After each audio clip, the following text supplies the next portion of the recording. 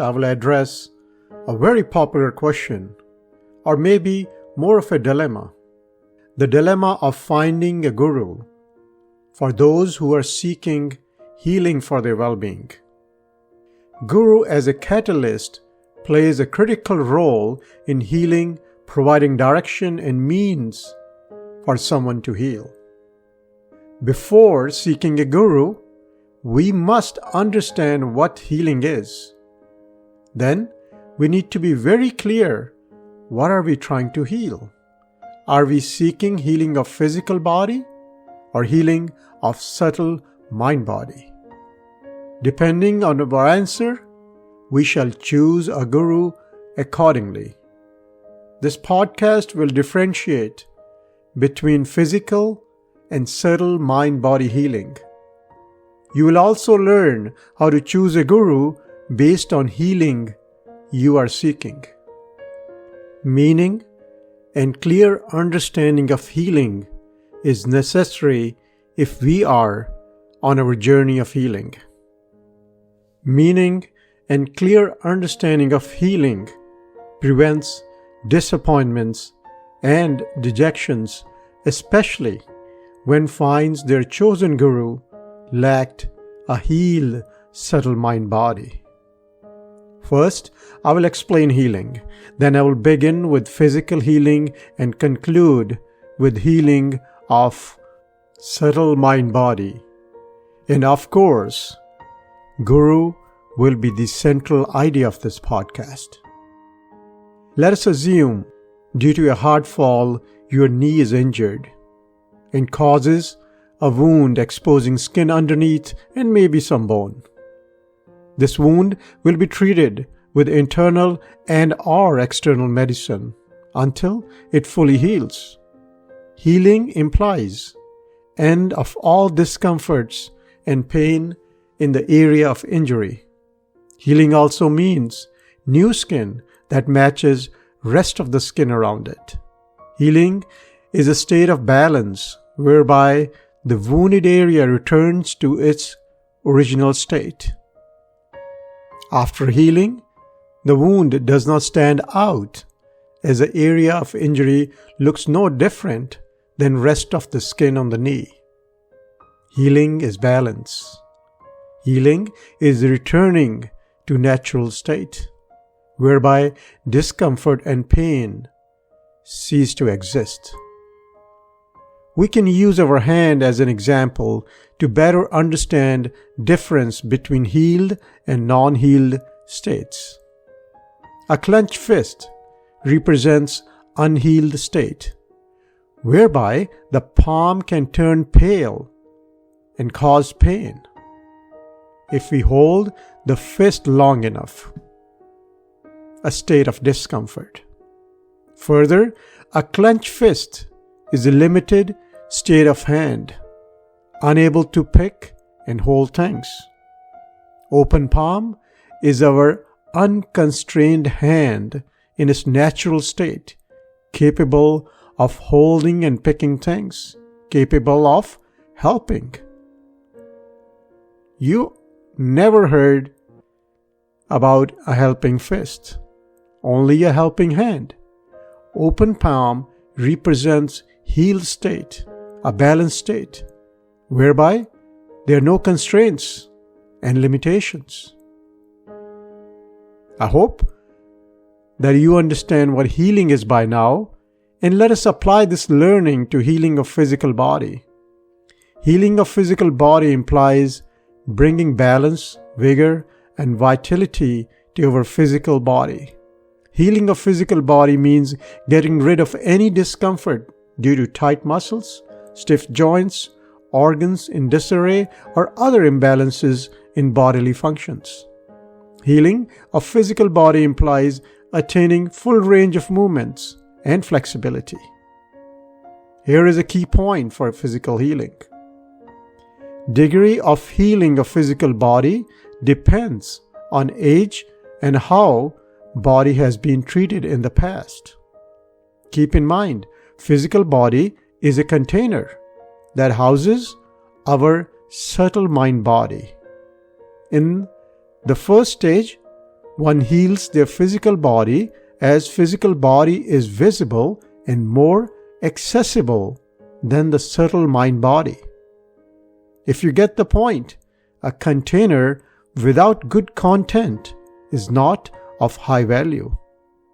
A healed physical body without a healed mind is not of high value for our well-being and also for those around us. Though most methods of healing are focused on physical healing, thus absence of permanent and sustainable healing is always felt. I hope you understand importance of healing of subtle mind body. At this point, I will move into healing of subtle mind body and how to recognize a guru who can be the right catalyst for healing of our subtle mind body. Healing of subtle mind body requires guidance from a healed mind to understand depth and criticality of what I'm calling stage 2 of healing, stage 2 being healing of subtle mind body. If you were to ask me one-line definition of healing of subtle mind body, I will say healing of subtle mind body is removal of all constraints that limit our mind to a lower state of awareness, whereby our mind identifies and remains attached to physical body and physicality of existence that we experience through 5 senses. Desires and expectations are examples of constraints on the mind-body. These limits the mind to lower state of awareness. Lust, greed, anger, attachment and pride are more examples of constraints on the mind. A mind free of all such constraints is said to be a healed mind or a healed subtle mind body. A healed subtle mind body returns to its balanced and natural state. When subtle mind body is healed, it is not called a mind anymore. It is called consciousness. Underestimating criticality of healing of subtle mind body can lead to major troubles downstream, especially when it comes to choosing a guru. Healing subtle mind body requires understanding of symptoms of healed and non-healed subtle mind body and how to gauge progress of healing of subtle mind body. Normally, we consider physical body to be mortal. You might be surprised to know that mind that is not healed is also mortal. Mortality represents non-healed state. In simple terms, mind is collection of thoughts. When mind is attached to desires and expectations, a mind rises and falls in form of thoughts. Rise of a thought is birth and falling of a thought is death. In this way, we as mind experience many births and deaths in a matter of few minutes. As an example, happiness is a rising thought and pain is a falling thought. Happiness is birth and pain is death. Rising and falling of thoughts is not a balanced and natural state of our mind. Therefore, identification with mind is mortality. A guru who has merged with immortal guru is realized master who is healed and is able to help us invoke immortal guru inside us. Healed mind as consciousness does not experience rising and falling thoughts because it is detached due to absence of all constraints. Peace is a virtue of healed mind, whereby thoughts do not rise or fall. When we as awareness associate with consciousness, we are abiding by truth. Truth, that external happiness and pain are the same. One rises, the other one falls.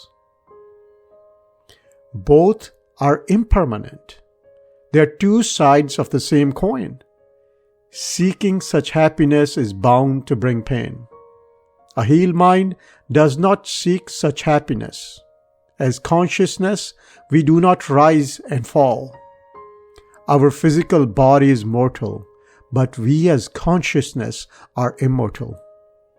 Consciousness is natural and balanced state of our subtle mind body. When consciousness is constrained by desires and attachments, it becomes the mind body. Mind is a lower state of awareness, a state of mortality. When all constraints are removed by invocation of inner Guru with help from external healed Guru, our mind gets healed and it becomes consciousness.